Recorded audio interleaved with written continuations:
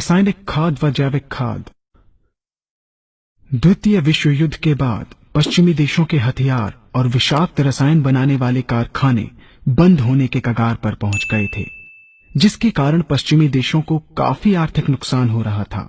इन देशों ने इस आर्थिक संकट से बचने के लिए एक योजना के तहत उन कारखानों में रासायनिक खाद तथा कीटनाशक बनाना शुरू कर दिया। इन रासायनिक खादों व कीटनाशकों के द्वारा कृषि उत्पादन को बढ़ाने की बात कर हरित क्रांति नाम का एक छद्म जाल बुना। भोले भाले किसान अधिक उत्पादन के लालच में फंसकर रासायनिक खाद व कीटनाशकों का प्रयोग करने लगे। बैलों की जगह ट्रैक्टर से जुताई होने लगी। शुरुआत में कम रासायनिक खादों के प्रयोग से अधिक उत्पादन हुआ। धीरे धीरे रासायनिक खादों के प्रयोग के कारण भूमि की उर्वरा शक्ति क्षीण होने लगी, जिसकी वजह से उत्पादन घटने लगा तथा फसलें कमजोर होने लगी। फसलों के कमजोर होने के कारण उनमें रोग व कीट लगने लगे। रोग व कीटों से फसल की सुरक्षा के लिए और अधिक कीटनाशकों का प्रयोग होने लगा। एक तरफ ज्यादा उत्पादन के लिए अधिक रासायनिक खादों का प्रयोग होने लगा, वहीं दूसरी तरफ फसलों को रोग व कीटों से बचाने के लिए अधिक विषाक्त कीटनाशकों का प्रयोग बढ़ गया, जिसके कारण उत्पादन लागत बढ़ी और किसान को लाभ कम होने लगा, बल्कि छोटे किसान कर्ज में डूबने लगे। धीरे धीरे भूमि की उर्वरा शक्ति क्षीण होने से भूमि बंजर होने लगी।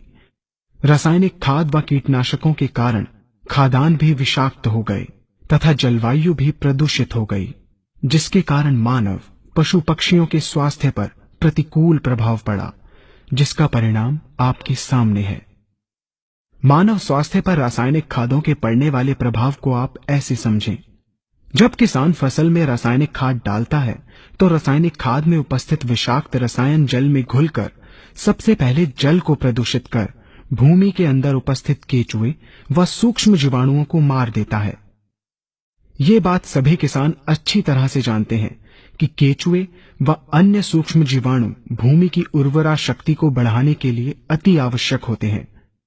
विषाक्त रसायन के कारण इनकी मृत्यु हो जाने से भूमि की उर्वरा शक्ति नष्ट हो जाती है तथा भूमि कठोर होकर बंजर होने लगती है।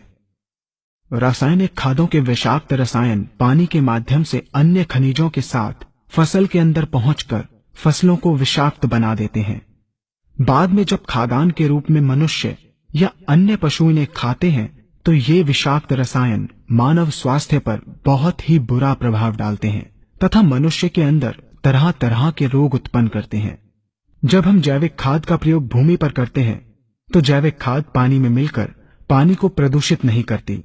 जैविक खाद भूमि के अंदर उपस्थित उर्वरा शक्ति को बढ़ाने वाले जीवाणु तथा केचुओं की संख्या को तीव्रता से बढ़ाती है, जिससे भूमि की उर्वरा शक्ति बढ़ती है तथा भूमि छिद्र युक्त एवं भुरभुरी हो जाती है, जिससे वायु और प्रकाश भूमि के अंदर गहराई तक प्रवेश करते हैं, जिसके कारण भूमि में तापमान एवं आर्द्रता का संतुलन बना रहता है और फसलें मजबूत होती हैं।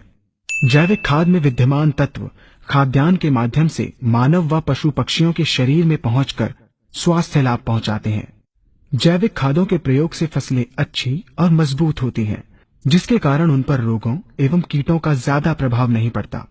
यदि किसी प्राकृतिक कारणवश कीटों व रोगों का प्रभाव अगर पड़ता भी है तो गौमूत्र एवं औषधीय वनस्पतियों के घोल के छिड़काव करने से फसलों को रोग एवं कीटों से बचाया जा सकता है।